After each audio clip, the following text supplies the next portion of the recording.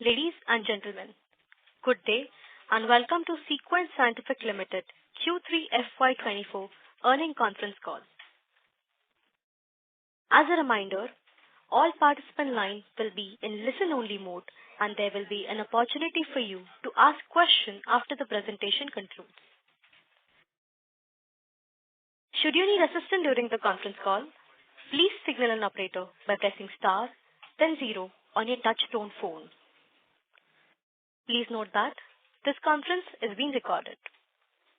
I now hand the conference over to Mr. Abhishek. Thank you, and over to you, sir. Thank you, Ria. A very good afternoon, and thank you for joining us today for Sequent Scientific's earnings conference call for the third quarter and 9 months ended financial year 2024. Today we have with us Mr. Rajaram Narayanan, Sequent Managing Director, and Mr. Saurabh Bhalla, CFO, to share the highlights of the business and financials for the quarter. I hope you've gone through our results release and the quarterly investor presentation, which have been uploaded on our website as well as stock exchange website. The transcript of this call will be available in a week's time on the company's website. Please note that today's discussion may be forward-looking in nature and must be viewed in relation to the risks pertaining to our business. After the end of this call, in case you have any further questions, please feel free to reach out to the investor relations team. I now hand over the call to Mr. Rajaram to make the opening comments. Thank you, Abhishek. Good afternoon, everyone, and a very warm welcome to everyone on the call for the Quarter 3 and 9-month earnings for the financial year 23-24. This is the first call of the new year, and I wish you all a very happy new year and a good start to 2024. Joining me on this call is Mr. Saurabh Bhalla, our Chief Financial Officer. Now, moving on to the performance of this quarter. Over the last few earnings calls, I have emphasized how we have been undertaking multiple initiatives towards making our business more competitive. I am pleased to share that many of those initiatives, particularly around improving profitability, have now begun to reflect in our financials.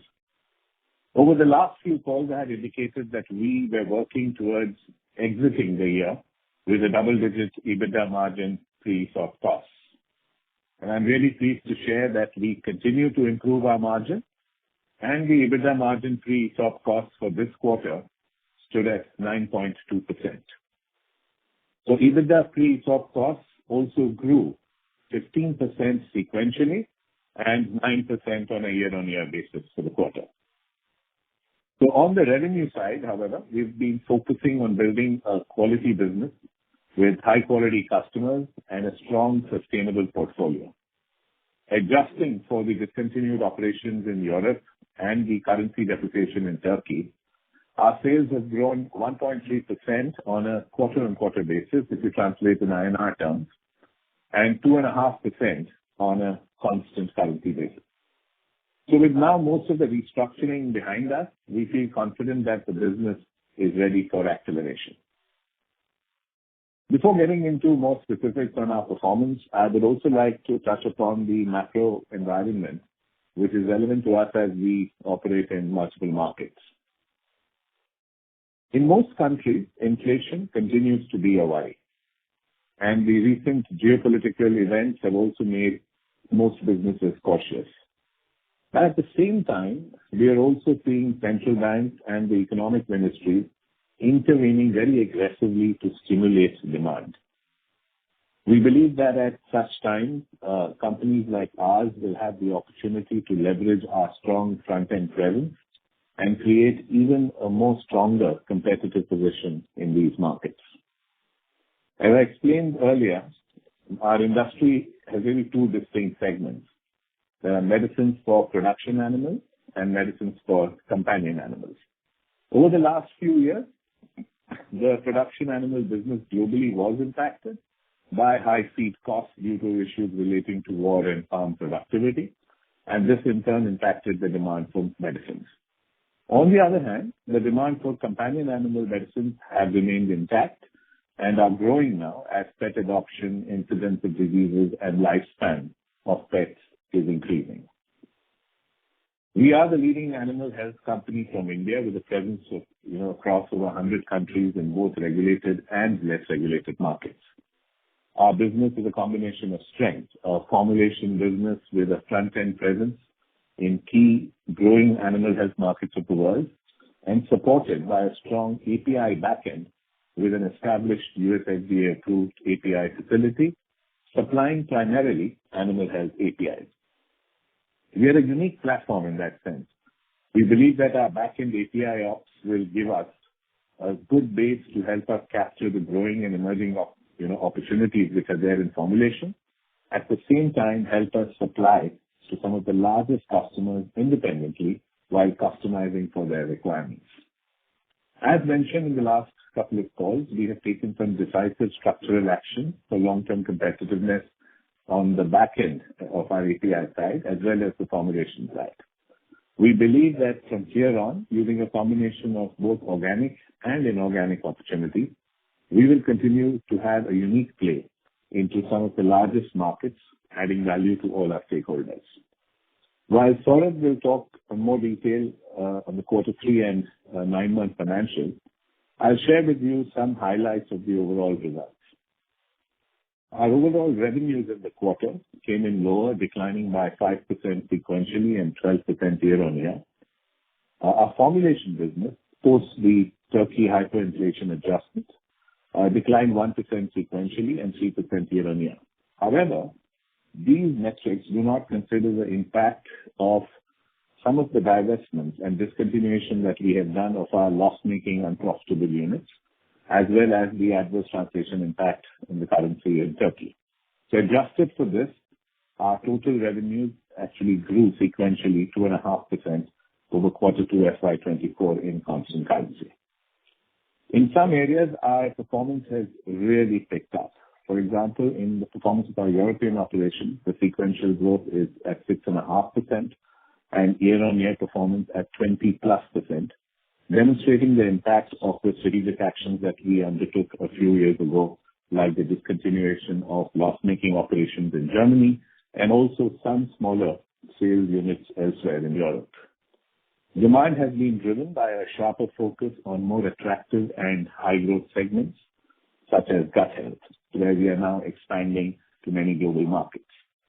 Operating efficiencies combined with a considerably favorable product mix have aided our margins in Europe, and this is reflected in the quarter's financial results.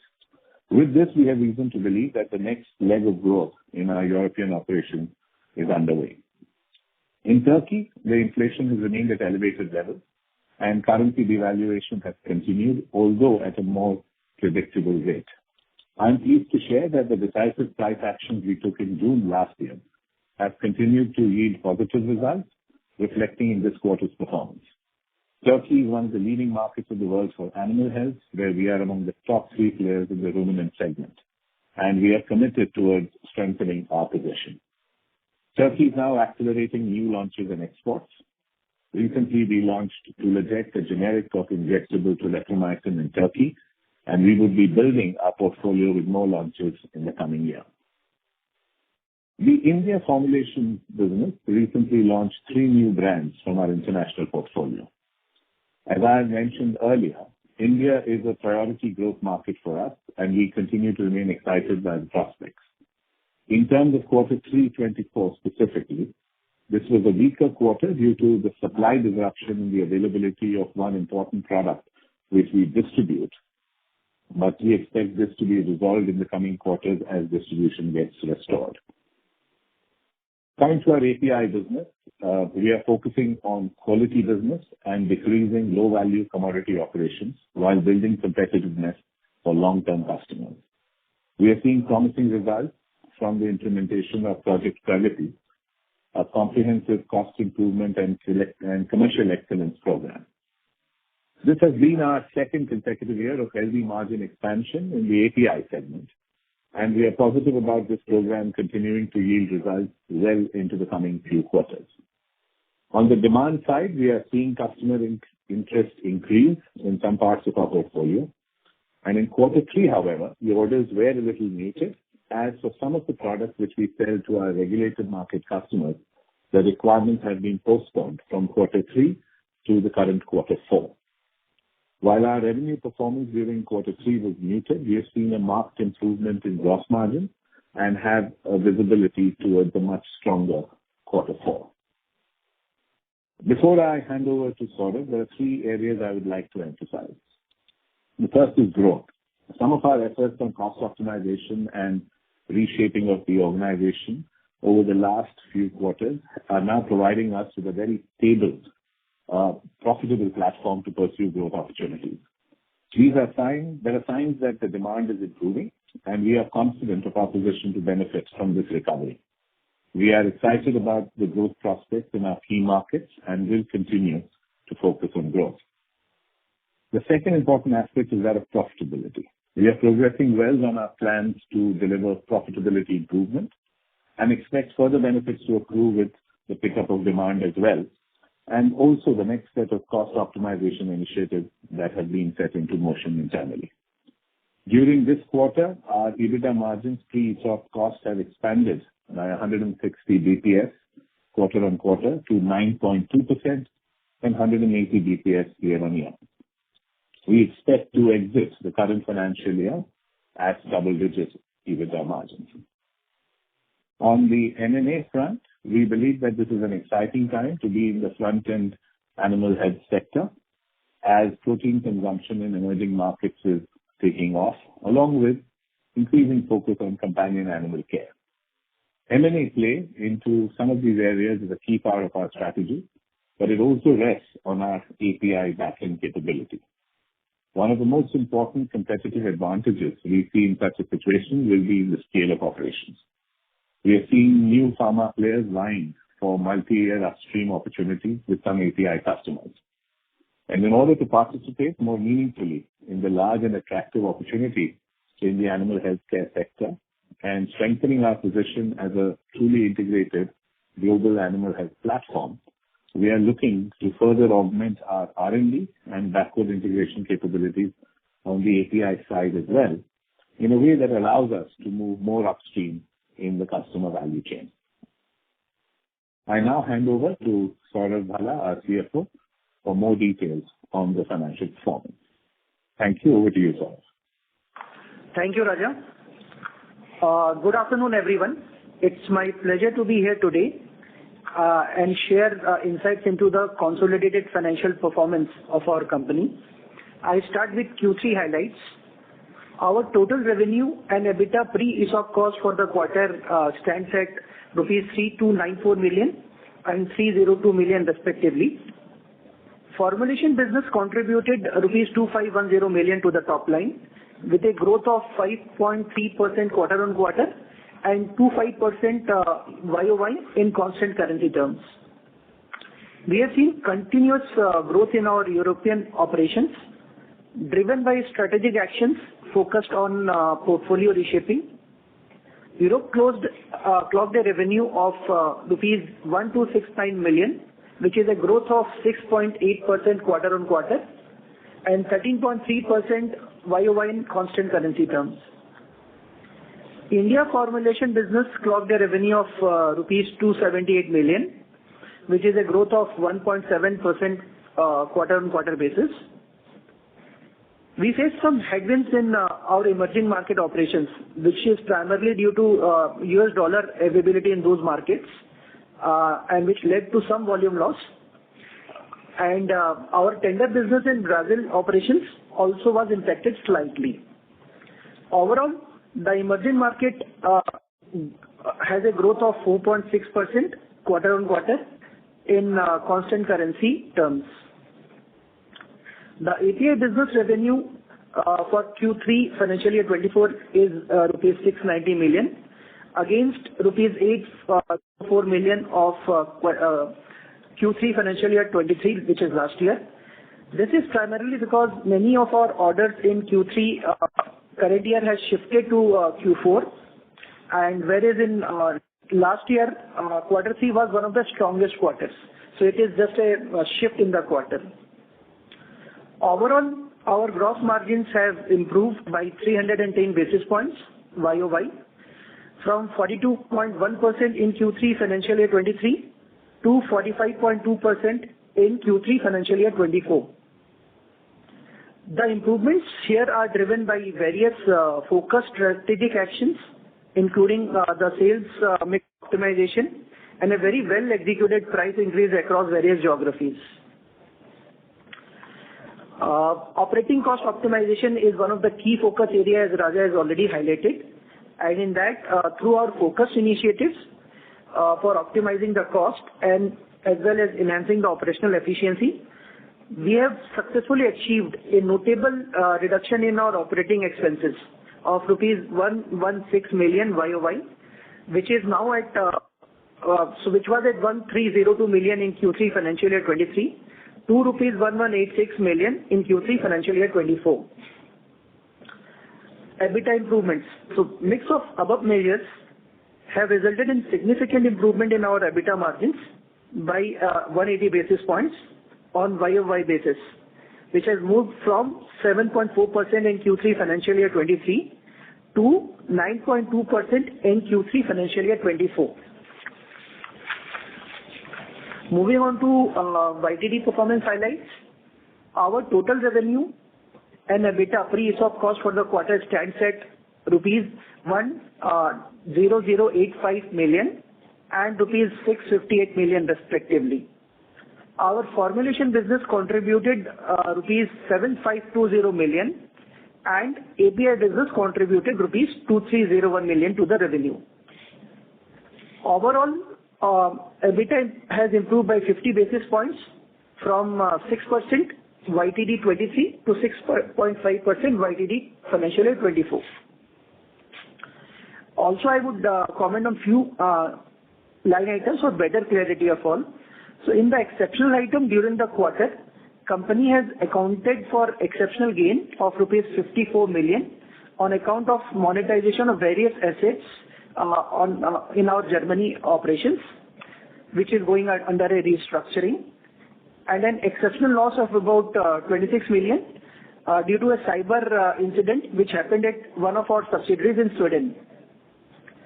Other income during the company includes a gain of rupees 22.98 million on transfer of leasehold rights on our Ambernath land in India.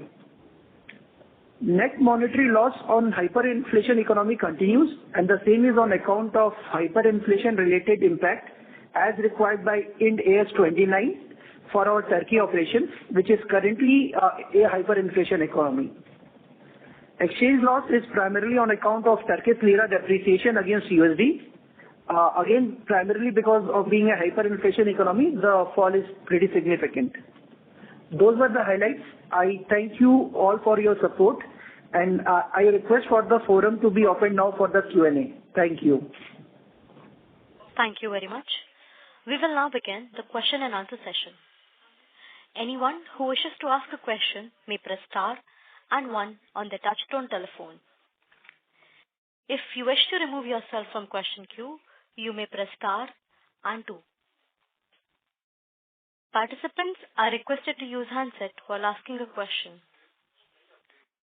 Ladies and gentlemen, we will wait for a moment while the question queue assembles.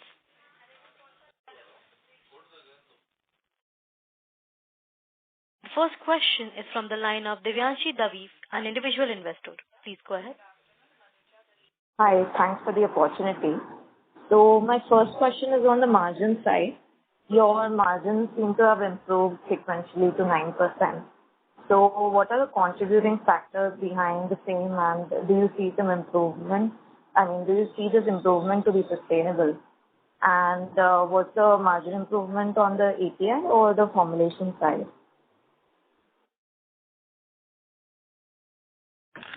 Okay, I'll take that.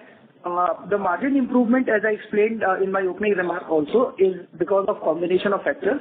Starting from our sales mix optimization, which is focused towards high margin products across geographies, followed by various CIP initiatives which we have initiated in our API operation, which is also leading to the margin improvements, that is at gross margin level. And below that, if you see, we have also focused on our overall OPEX cost optimization. So there is a significant reduction in our OPEX due to those efforts. So all this cumulative is making our margin go up, and we believe the current level of margin is sustainable. And we have always been guiding, and then also mentioned by Raja earlier in the call, we are looking at ending at double-digit margin towards the year end. Thank you. And let us add over here, the important part to know is that strategically we are improving the quality of our business, whether it's in terms of API or whether it's in formulations, which really means focusing on high-value customers, high-value products, and those which have a more sustainable roadmap ahead, and opting out of wherever possible commodity kind of operations which tend to put a lot more variability in the business and do not necessarily always play to our strength. So that we will see a quality of business improvement as being the primary driver of margin, apart from, of course, the very intensive competitiveness program in cost as well as operations. Yeah. Thank you. Okay. And so just a follow-up question. So what's the overall outlook on the revenue and EBITDA margin side for the next year? And so the mid-teen margins that was in the report, would we be able to achieve those? So I think what we have indicated earlier, we pretty much hold to that broadly on the margin side. We had indicated that we would exit FY24 more in the area of the double-digit margin. I think we are trending to that.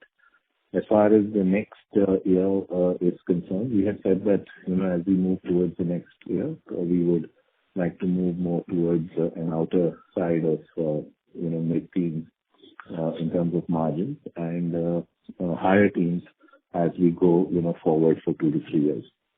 And that's ballpark the direction in which we are proceeding, and our plans are on that line.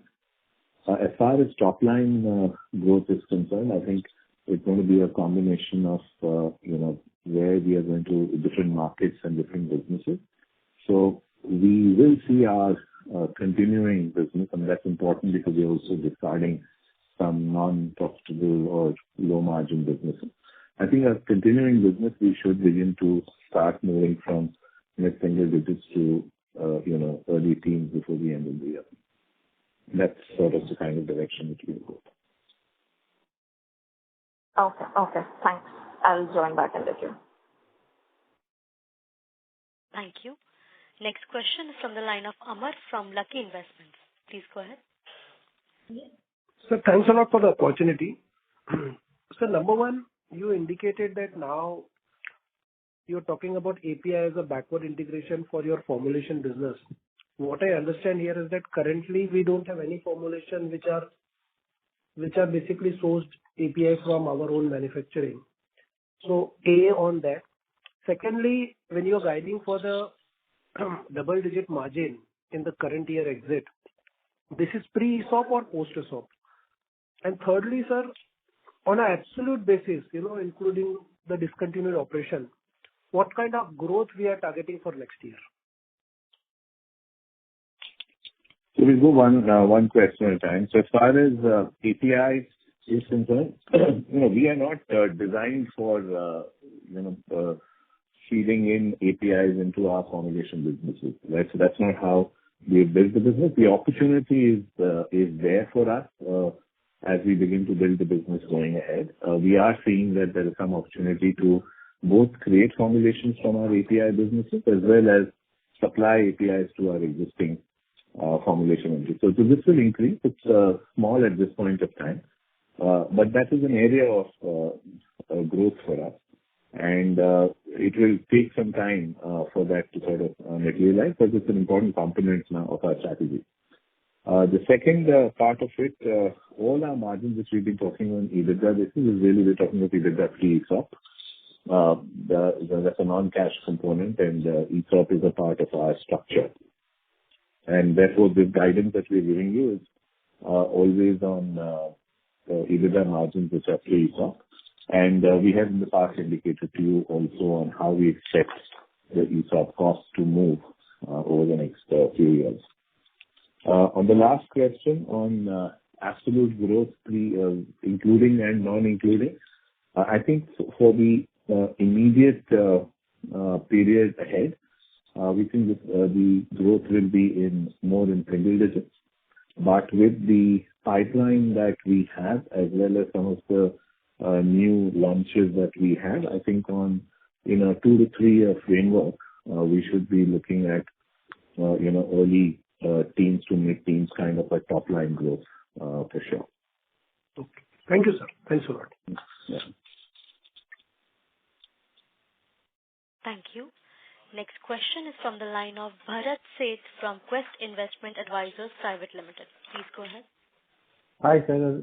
Thanks for the opportunity and congratulations to you and your team for successfully turning around the business. Sir, if I put it, my question is in two parts. If we look at, you have done a lot of discontinued a lot of several business unprofitable and going more for formulation and more qualitatively we have improved, which is a high price and sustainable kind of a business model. So in that, are we really through with all this exercise or still there is some exercise that we expect to have some kind of an impact, maybe at 1 quarter, 2 quarter on the top line as well as EBITDA side? If you can give some color on that. So, just thank you for this question. One always hopes that this is the end of it. As we see it, I think the last 18 months, there have been several unexpected developments, more on a macro level. If you look at it, what happened in Europe 2 years ago and what has happened in markets like Turkey, etc. And that has impacted both the formulation business where we have a front end and our customers who are there for API post-COVID. So I think the period of 22-23 has gone around with most markets and most customers coming to terms post-COVID, as well as the kind of economic challenges which these countries have had. And this is true for all industries and all businesses. And there is now, and in that process, therefore, all companies have had to reshape their operations, and those who have a higher exposure to some of these geographies or some of these businesses have had to take more drastic action. And we have therefore had to take some of these changes because these were all sound businesses before many of these unexpected events happened, and therefore we have had to readjust our business to make sure that we take into account some of these changes. And therefore, I think that given our outlook and given the fact that we have made these specific adjustments and we've taken fairly hard calls, I think we should not have any serious exceptional issue in the next 2 to 3 years, at least as we sort of see the current. And we've also made our business very strong and resilient, and that's why it's very important to have quality business and quality customers, and because they tend to hang on with you much longer, even when you have disruptions. If you have business or a part of your business which is, dependent on commodity kind of cycles or, rapidly responds to some kind of inflationary pressure impacts it, then you tend to get more impacted when something exceptional happens. And therefore, I think we've now structured our business where we have a good portfolio. We have got out of assets which might have been just depleting our value in the company. And I think we have now a set of strong products and customers who are here on the long term to remain with us. So I expect little sort of surprise coming in the next 1 to 2 years, but we can all also need some luck also along with it. But we are well prepared for it. Yes. So on second side, is it fair my understanding that you said in near term, maybe say 2-3 quarter will grow in single digit, and after 2-3 years it will be early teen to mid-teen top line, and the same thing margin maybe from next year onward early teen to then going to a mid-teen kind of a next 3 years time frame. Is that fair understanding? No, I think we should. So we've been guiding as below, and I think it's important that we said that in FY24 we will exit at double-digit margins. We said as we move towards the next 1 year, we expect to move closer to mid-teen margins, and thereafter we expect to go to high teen margin. Right. Okay? So that's the direction as far as